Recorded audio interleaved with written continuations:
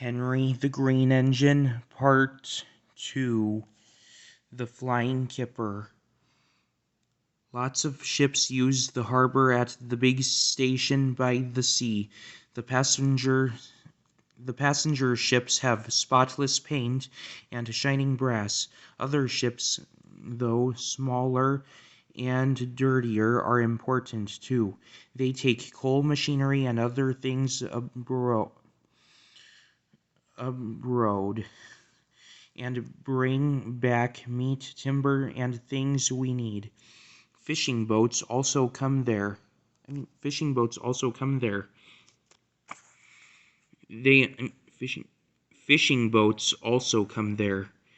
They unload their fish on the quay.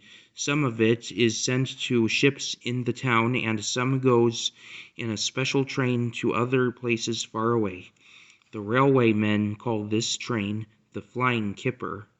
One winter evening, Henry's driver said, "We'll be out early tomorrow. We've got to take the Flying Kipper. Don't tell Gordon," he whispered, "but I think if we pull the Kipper nicely, the fat controller will let us pull the express." "Hurrah!" cried Henry, excited. "That will be lovely." He was ready at 5 o'clock. There was snow and frost. Men hustled and shouted, loading the vans with crates of fish. The last door banged. The guard showed his green lamp, and they were off. Come on, don't be silly, puffed Henry to the vans as his wheels slipped on the icy rails. The vans shuddered and groaned. Truck trick, all right, they answered grudgingly.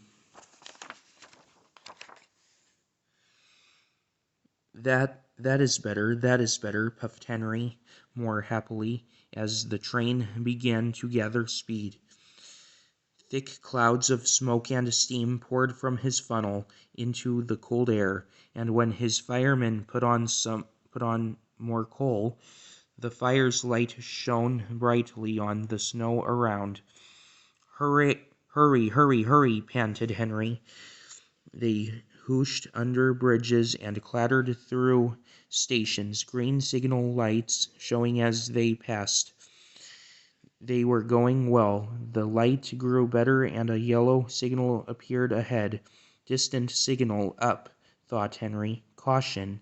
His driver, shutting off steam, prepared to stop, but the home signal was down. All clear, Henry. Away we go. They couldn't know the points from the main line to a siding were frozen, and that signal had been set at danger. A fall of snow had forced it down. A goods train waited in the siding to let the Flying Kipper pass. The driver and firemen were drinking cocoa in the brake van. The guard pulled out his watch. "The Kipper is due," he said. "Who cares?" said the fireman. "This is good cocoa." The driver got up. "Come on, fireman, back to our engine." "Hey," the fireman grumbled. "I haven't finished my cocoa yet." A sudden crash. The brake van broke. The three men shot in the air like jacks in the box and landed in the snow outside. Henry's driver and the fireman jumped clear before the crash, but the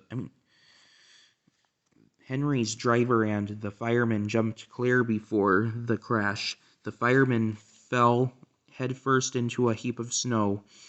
He kicked so hard that the driver couldn't pull him out. Henry sprawled on his side. He looked surprised. The goods train fireman waved his empty mug. "You clumsy great engine, the best cup of cocoa I've ever had, and you bump into me and spill it all."